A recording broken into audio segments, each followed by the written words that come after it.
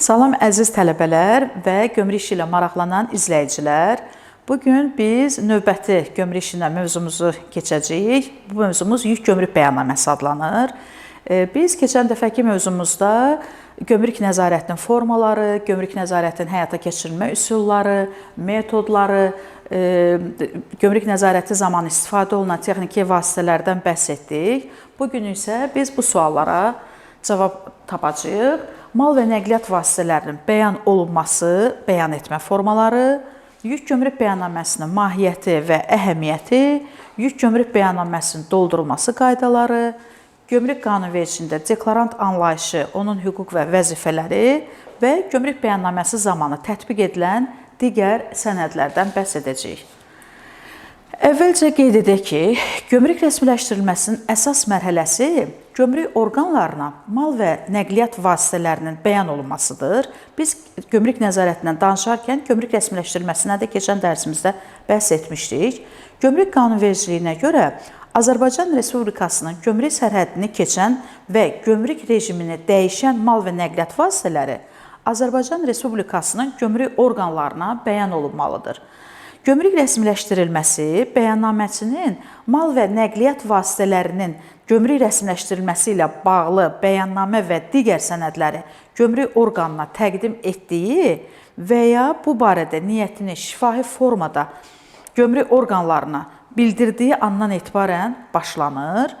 Bəyan etmə ümumiyyətlə gömrük tarif tənzimlənməsi mexanizminin də birinci dərəcəli əhəmiyyət kəsb edən mövzulardandır. Gömrük tarif tənzimlənməsində mal və nəqliyyat vasitələri bilavasitə gömrük sərhədindən keçirilərkən bilirik ki, vergi və gömrük rüsumları ödənilir. Həmin bu gömrük vergi rüsumlarının ödənilməsi ilə bağlı öhdəliklər gömrük orqanının vəzifəli şəxsi tərəfindən məhz gömrük bəyannaməsinin qəbul edilməsi ilə bağlıdır.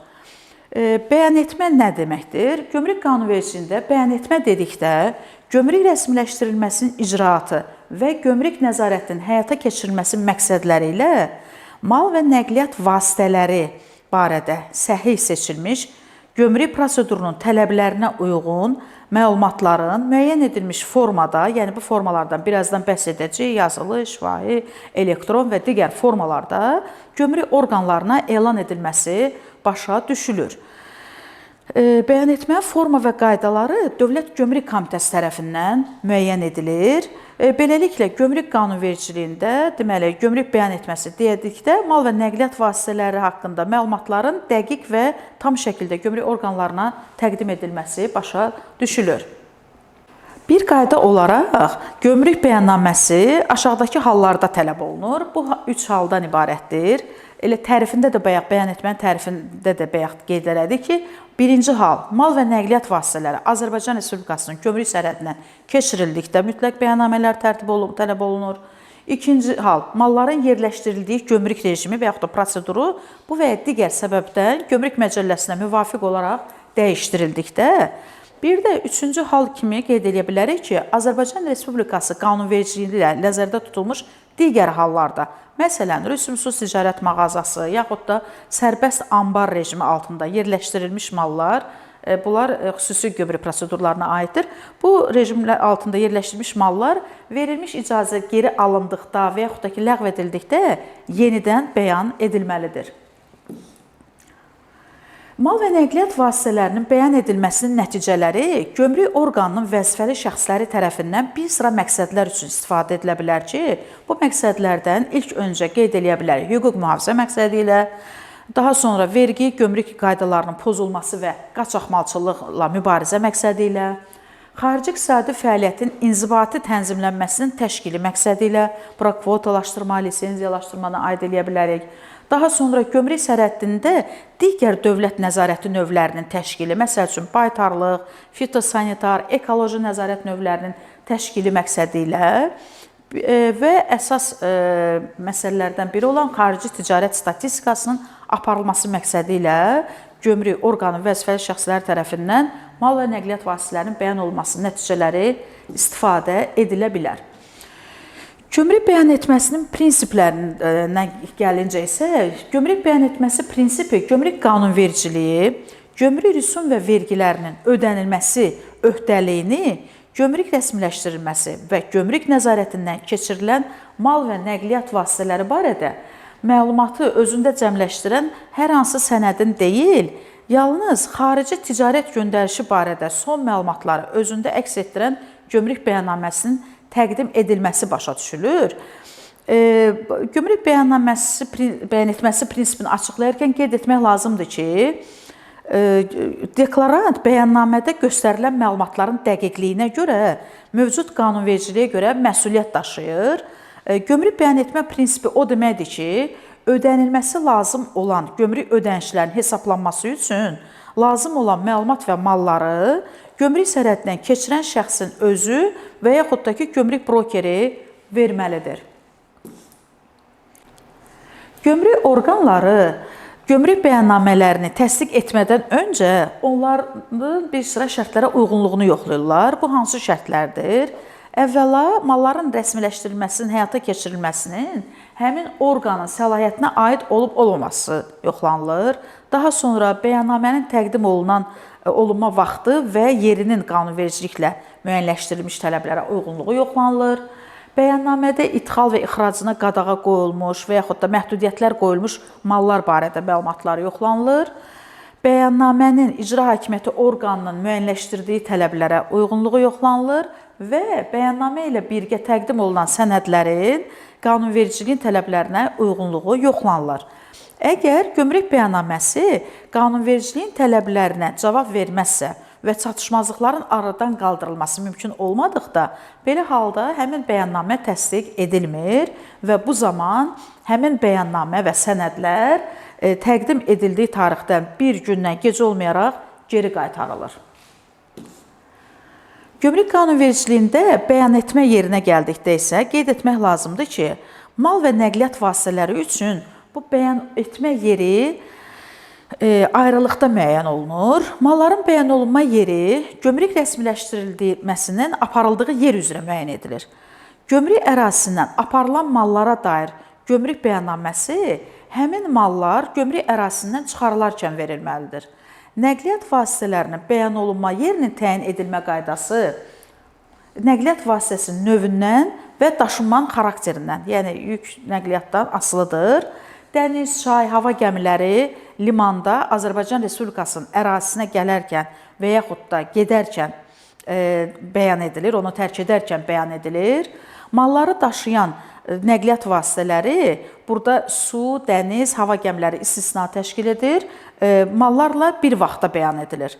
Sərnişin daşıyan digər nəqliyyat vasitələri isə, həmçinin boş nəqliyyat vasitələri, yəni həm yüksüz, sərnişinsiz nəqliyyat vasitələri isə gömrük sərhəddini keçərkən bəyan edilməlidir. Əvvəldə də qeyd etdik ki, bəyan etmənin forma və qaydaları Dövlət Gömrük Komitəsi tərəfindən müəyyən edilir.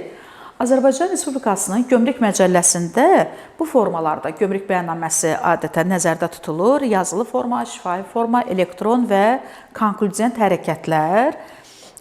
Gömrük bəyannaməsi məlumatların elektron emalı üsullarından istifadə olunmaqla gömrük orqanlarına təqdim edilir. Bəyan etmə qanunvericiliklə müəyyən edilən hallarda şifahi, kağız üzərində yazılı formalarda və qeyd etdiyim kimi elektron konklüziyent hərəkətlər vasitəsilə də həyata keçirilir. Burada konklüziyent hərəkətləri əvvəlcə demək istəyirəm ki, bu nə deməkdir? Yəni, şəxsin nə etmək istədiyini bildirən səssiz hərəkətlərə konklüziyent hərəkətlər deyirlər. Müasir gömrük təcrübəsi konklüziyent hərəkətlər vasitəsilə bəyan etmədən ən çox beynəlxalq hava limanlarında yaşıl və qırmızı dəhlizlər metodunu tətbiq etməklə istifadə olunmasını məqbul sayır. Sərnişin yazılı bəyannamə təqdim etmədən əgər yaşıl dəhlizi seçirsə, bu o deməkdir ki, həmin anda sərnişinin özü ilə aparılması və yaxud da gətirilməsi qadağan edilmiş, həmçinin də vergi tutma obyekti olan mallara həmin anda sahib olmadığını bildirir, elan etmiş olur. Bir qayda olaraq sərnişinin əl yükü və şəxsi baqajının gömrük rəsmiləşdirilməsi zamanı bəyannamə tətbiq edilir. Elektron formada təqdim olunan gömrük bəyannaməsində elektron imza və yaxud da ki, bəyannaməçinin eyniləşdirilməsinə imkan verən digər vasitələr olmalıdır. Və burada bir şey qeyd edim ki, kağız üzərində yazılı formada əgər bəyannamə təqdim olunursa, onda gömrük bəyannamələri bəyannaməçi tərəfindən imzalanmalıdır. Hüquqi şəxs isə əgər bəyannaməçi, o zaman imzadan əlavə həmçinin möhürlə bəyannamə təsdiq edilməlidir. Gömrük bəyannaməsi Gömrük Məcəlləsinin 151.1-ci maddəsi ilə müəyyən edilmiş şərtlərə cavab verdikdə, həmin bəyannamə təqdim olunduğu gün gömrük orqanları tərəfindən təsdiq edilir. Təsdiq edilməmiş gömrük bəyannaməsi və onunla birlikdə təqdim olunan digər sənədlər təqdim edildiyi tarixdən bir gündən gec olmayaraq bəyannaməçiyə qaytarılır. Gömrük bəyannaməsi müvafiq icra hakimiyyəti orqanının müəyyən etdiyi qaydada və müddətdə gömrük orqanının iş vaxtında təqdim olunur və təsdiq edilir. Təsdiq edildikdən sonra gömrük bəyannaməsi artıq faktları təsdiq edən hüquqi əhəmiyyətə malik bir sənəd sayılır. Gömrük orqanları gömrük bəyannaməsinin tətbiqindən əsassız şəkildə imtina edə bilməzlər. Gömrük bəyannaməsinin gömrük orqanları tərəfindən təsdiq tarixi malların bəyan edildiyi gömrük prosedurunun tətbiq olunduğu tarix hesab edilir. 2021-ci ildən etibarən xaricdən məhsul sifariş edən hər kəs Azərbaycan Respublikasının Dövlət Gömrük Komitəsinin Smart Customs tətbiqində bəyan etməlidir. Dövlət Gömrük Komitəsinin 2021-ci il yanvarın 1-dən etibarən deyək ki, təkmilləşdirilmiş, sadələşdirilmiş bəyannamə elektron ticarət layihəsinin tətbiqinə başlamışdır.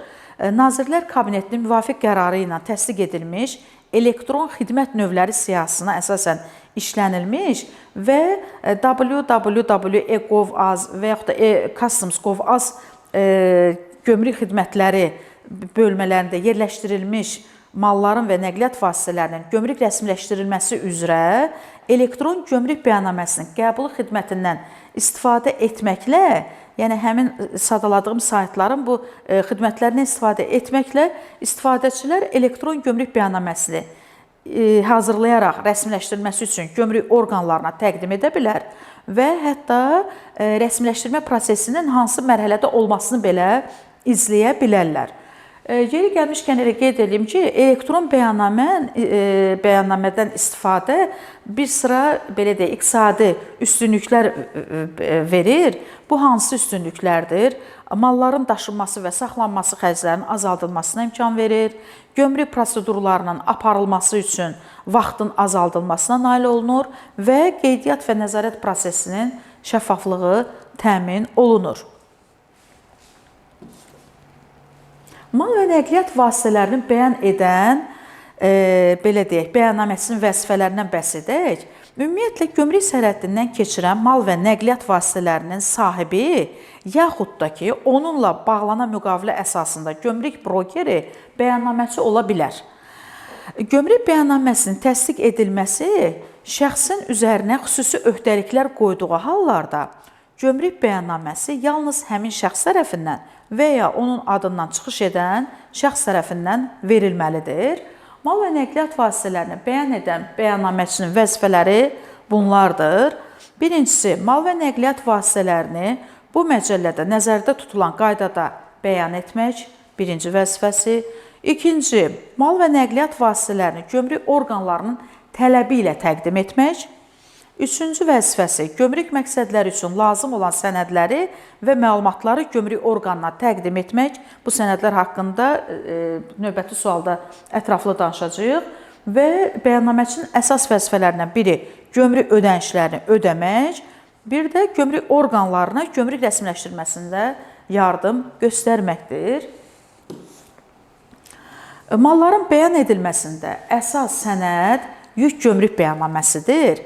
Yük gömrük bəyannaməsi müəyyənləşdirilmiş formada rəsmi sənəd olub, mal və nəqliyyat vasitələri gömrük sərhəddindən keçirilərkən, bir də gömrük rejimini, prosedurunu dəyişərkən doldurulmaq üçün istifadə olunur. Əmtə sahibi tərəfindən doldurulan, unifikasiya olunmuş həm də sənəddir yük gömrük bəyannaməsi ki, əmtə Azərbaycan Respublikasının gömrük sərhədini keçərkən gömrük orqanlara təqdim olunur və onları maraqlandıran lazım məlumatları özündə əks etdirir.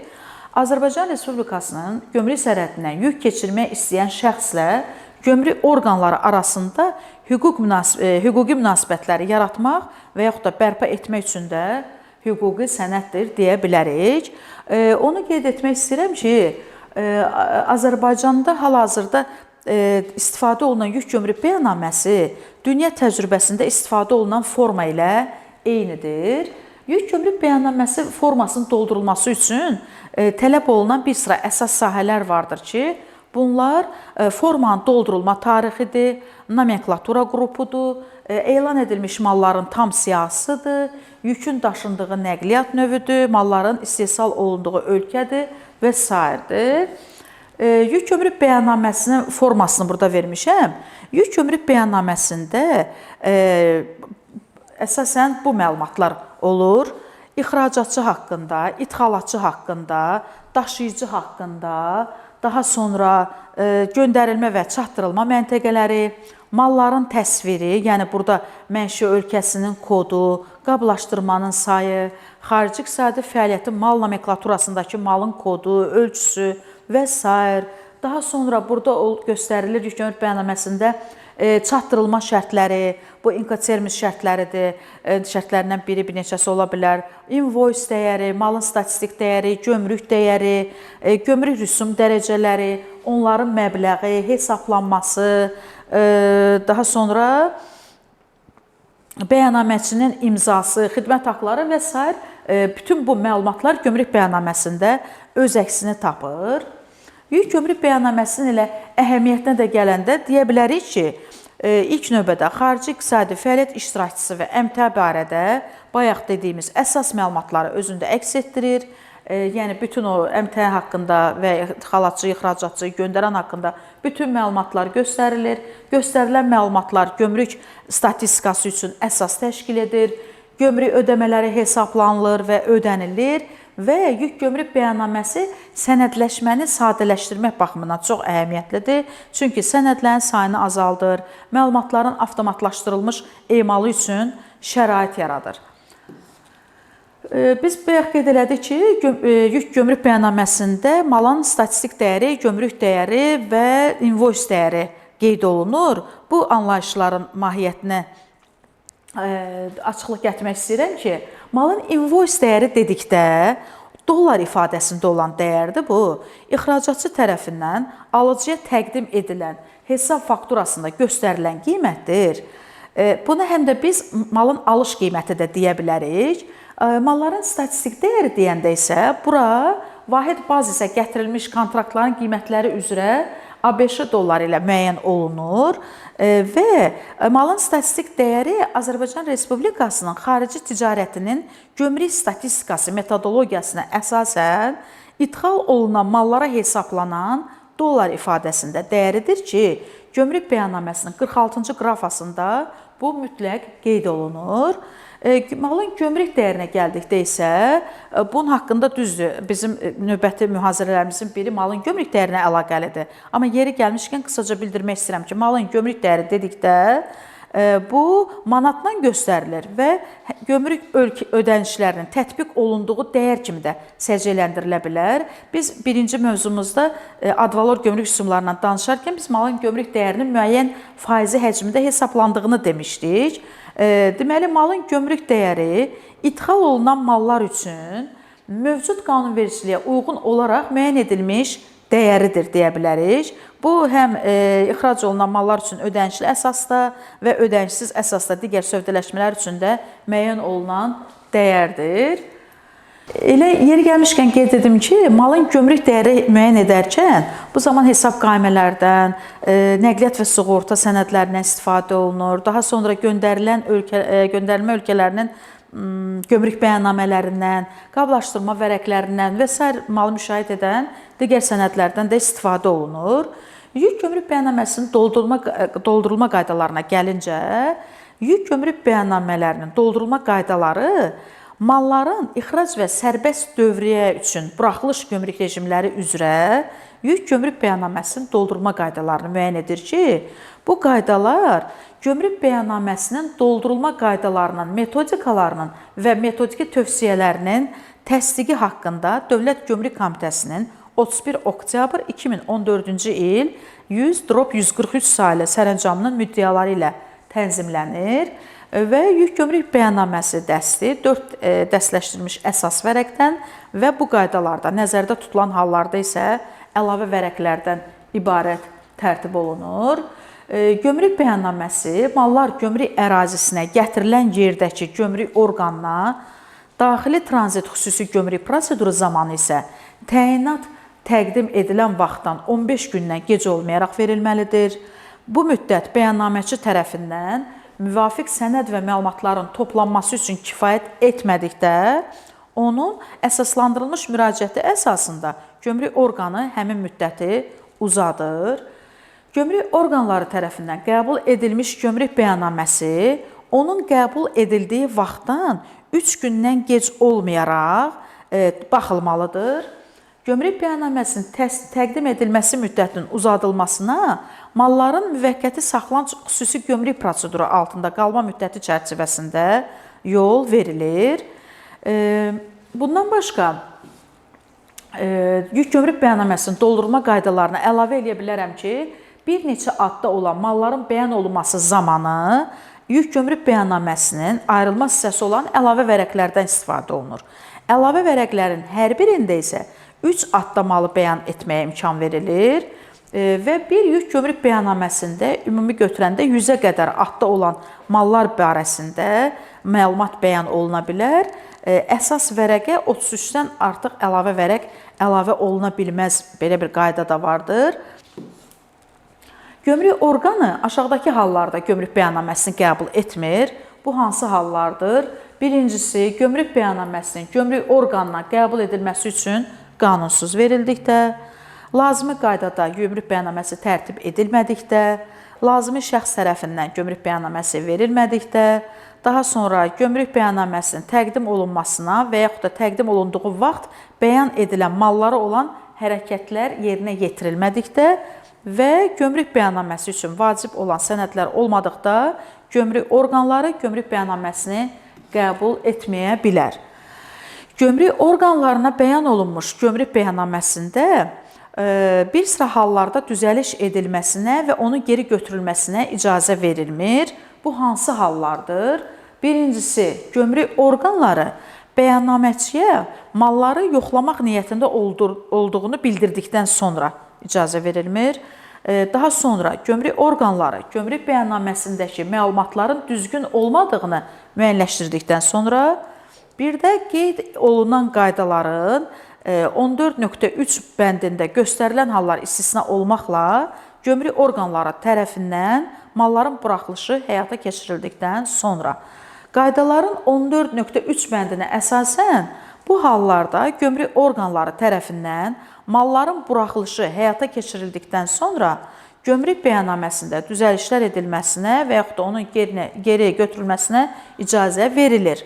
Bu hansı hallardır? Birincisi, gömrük ödənişləri üzrə güzəştlər verilərək şərti buraxılmış mallardan başqa məqsədlər üçün istifadə olunduqda, bir də ki, malların buraxılışının həyata keçirilməsinə baxmayaraq, onlar gömrük nəzarəti zonasını tərk etmədikdə. Gömrük orqanları təsdiq olunmuş gömrük bəyannaməçinin müraciəti əsasında 2 halda ləğv edə bilər. Bu hansı hallardır? Əvvəla, mallar dərhal başqa gömrük proseduru altında yerləşdirilməli olduqda, bir də malların bəyan edildiyi gömrük proseduru altında yerləşdirilməsi mümkün olmadıqda. Qaydaların 14.8 bəndinə əsasən gömrük orqanları bəyannaməçiyə malları yoxlamaq niyyətini bildirdikdə, gömrük bəyannaməsinin ləğvi barədə müraciətə yalnız müvafiq yoxlama aparıldıqdan sonra baxılır. Qaydaların 14.9-cu bəndinə əsasən bir sıra hallar istisna olmaqla gömrük bəyannaməsi malların buraxılışından sonra ləğv edilə bilməz. Bu hansı hallardır? Birincisi, gömrük auditi gömrük orqanları tərəfindən mal və nəqliyyat vasitələrinin buraxılışından, o cümlədən şərti buraxılışından sonra gömrük bəyannaməsində göstərilən məlumatların düzgün olmadığını müəyyən etdikdə. İkinci halda isə gömrük auditi şəxsin mal və nəqliyyat vasitələri barədə sərəncam verilməsinə dair məhdudiyyətlərə, tələblərə və şərtlərə riayət etmədiyini müəyyən edibsə, o zaman da gömrük bəyannaməsi malların buraxılışından sonra ləğv edilə bilməz. Gömrük bəyannaməsindən danışarkən, Gömrük Məcəlləsində qısa ixrac bəyannaməsi, qısa idxal bəyannaməsi, dövrü bəyannamələrdən də söz açılır. Bu anlayışlara mahiyyətinə açıqlıq gətirmək istəyirəm ki, qısa ixrac bəyannaməsi gömrük ərazisindən malların aparılması üçün gömrük bəyannaməsi və təkrar ixrac bildirişinin tələb olunmadığı hallarda gömrük orqanlarına təqdim olunmalı bir sənəddir. Ümumiyyətlə, qısa ixrac bəyannaməsi və qısa idxal bəyannaməsində bir sıra qrafalar doldurulmur. Təxminən 20-dən çox qrafa var ki, onlar doldurulmur. Qısa idxal bəyannaməsi isə Azərbaycan Respublikasının Gömrük Məcəlləsinin 113.1 maddəsinə əsasən müvafiq olaraq fiziki şəxslər tərəfindən gömrük sərhəddindən kommersiya məqsədləri üçün nəzərdə tutulmayan malların keçirilməsi halları istisna olmaqla, mallar gömrük ərazisinə gətirilməzdən əvvəl gömrük orqanlarının elektron formada qısa idxal bəyannaməsi verilir. Onun verilməməsi bəyannaməçinin inzibati məsuliyyətinə səbəb ola bilər. Lakin gömrük rəsmiləşdirilməsinin və malların buraxılışının həyata keçirilməsinə mane olmur. Elə yeri gəlmişkən qeyd etmək istəyirəm ki, yaşıl dəhliz buraxılış sistemindən də deməli istifadə edilməsi üçün mal və nəqliyyat vasitələri gömrük ərazisinə gətirilməzdən əvvəl gömrük orqanlarına elektron formada qısa idxal bəyannaməsi göndərilir. Qısa idxal bəyannaməsi malları gömrük ərazisinə gətirən və yaxud da onların daşınmasına cavabdeh olan şəxslər, həmin şəxslərin nümayəndələri, idxalçısı, malın alıcısı, yaxud malları gömrük rəsmiləşdirilməsi üçün gömrük orqanına təqdim edən şəxs tərəfindən göndərilə bilər. Qısa idxal bəyannaməsi daxil olduqdan sonra elektron sistemdə avtomatik olaraq qeydiyyata alınır və qeydiyyatın nəticəsi barədə idxalçıya real vaxt rejimində elektron bildiriş göndərilir. Və elə yaşıl dəhliz buraxılış sistemindən danışmışkən bir məqamı qeyd etmək istəyirəm ki, bu buraxılış sistemindən istifadə etməklə gömrük ərazisinə gətirilən mal və nəqliyyat vasitələri gömrük ərazisinə buraxılış zamanı və yaxud da gömrük ərazisinə buraxıldıqdan sonra fiziki yoxlamadan azad edilir. Qanuna zidd olmayan bir səbəbdən əgər sənəddə yükün tam təsirini göstərmək mümkün olmadığı hallarda gömrük bəyannaməsi natamam ola bilər. Yəni, qanunvericilik natamam formanın verilməsini təmin edir. Dövrü gömrük bəyannaməsi isə sərhəddən mütəmadi olaraq eyni tipli malları daşıyan şəxslər tərəfindən doldurulur. Çox vaxt belə bir forma xarici iqtisadi fəaliyyətin iştirakçılar tərəfindən hazırlanır. Mallar haqqında ən dolğun məlumat əgər varsa, onlar vaxtaşırı elan edilir. Deklarantın hüquqi statusu müəyyən edilərkən, onun malları gömrük sərhəddindən keçirən şəxs, yaxud da gömrük brokeri olub-olmamasından asılı olmayaraq, mövcud qanunvericiliklə müəyyən edilmiş vəzifələri yerinə yetirməli olduğu və məsuliyyət daşıdığı müəyyən edilir. Gömrük tarif mexanizmində deklarant yalnız gömrük orqanına bəyannamə vermək hüququ olan şəxs deyil, həm də gömrük rüsum vergilərinin ödənilməsi öhdəliyini üzərinə götürən şəxs kimi də səciyyələndirilir.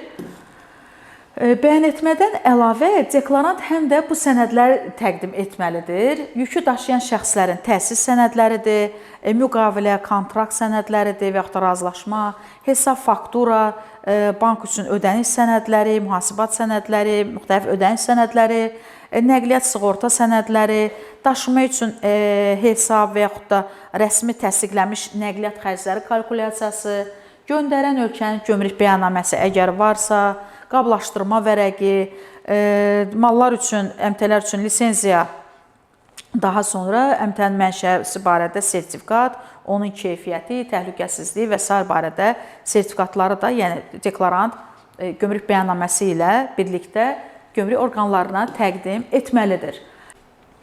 Gömrük bəyannaməsi zamanı tətbiq edilən sənədləri 6 qrupda birləşdirə bilərik biz.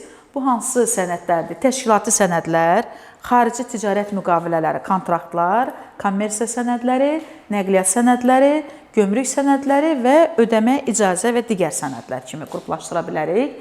Təşkilati sənədlərə təsis edici və yaxud da rəsmiləşdirici sənədlər, yəni bura müqavilələr, nizamnamələr, təsis edici şəhadətnamələr və s. Sonra təsdiq edici sənədlərdən etibarnamə, gömrük brokerləri ilə müqaviləni aid edə bilərik. Kommersiya sənədlərinə hesab, faktura, qaimələr, boşaltma, qablaşdırma kağızları, invoyslar, bunları aid edə bilərik. Nəqliyyat sənədlərinə isə, ümumiyyətlə nəqliyyat sənədləri gömrük sərhəddinə qədər malların ixracı zamanı, gömrük sərhəddindən təyinat yerinə, bu isə malların idxalı zamanı daşımalar üzrə müşayiət sənədləri də daxil olmaqla malların beynəlxalq daşımalarını həyata keçirmək üçün uyğun sənədlərdir. Bura konsignment, yəni dəniz nəqliyyatında istifadə olunur. Konsignment, dəmir yolu qaymələri, avtomobil qaymələri və s. aid etmək olar. Gömrük sənədlərindən gömrük icazə sənədləri, yəni lisenziya sənədlərini, mütəxəssis attestatlarını qeyd edə bilərik. Ödəmə icazə sənədlərinə isə malların aparılması və gətirilməsi üzrə lisenziyalar, uyğunluq sertifikatları, malların mənşə sertifikatları, elə yeri gəlmişkən qeyd edim ki, mənşə sertifikatları Azərbaycan Respublikası İqtisadiyyat Nazirliyi yanında anti-insar siyasəti və istehlakçıların hüquqlarının müdafiəsi Dövlət Xidməti tərəfindən hüquqi və fiziki şəxslərin müraciəti əsasında verilir. Yəni, həmin şəxslər, hüquqi və fiziki şəxslər ərizə ilə müraciət edirlər, ərizəyə baxılır və sonra həmin o mənşə sertifikatları təqdim olunur. Bundan başqa ödəmə icazə sənədlərini, ödəmə tapşırıqları, gömrük mədaxil orderləri, gömrük ödənilməsinə görə bank zəmanəti sənədləri və s. sənədlər gömrük bəyannaməsi zamanı, belə deyək ki, ona əlavə olaraq bu sənədlər də gömrük orqanlarına təqdim olunur. Bununla da bu mövzumuzun sonuna gəldik. Növbəti dərsdə görüşənə qədər.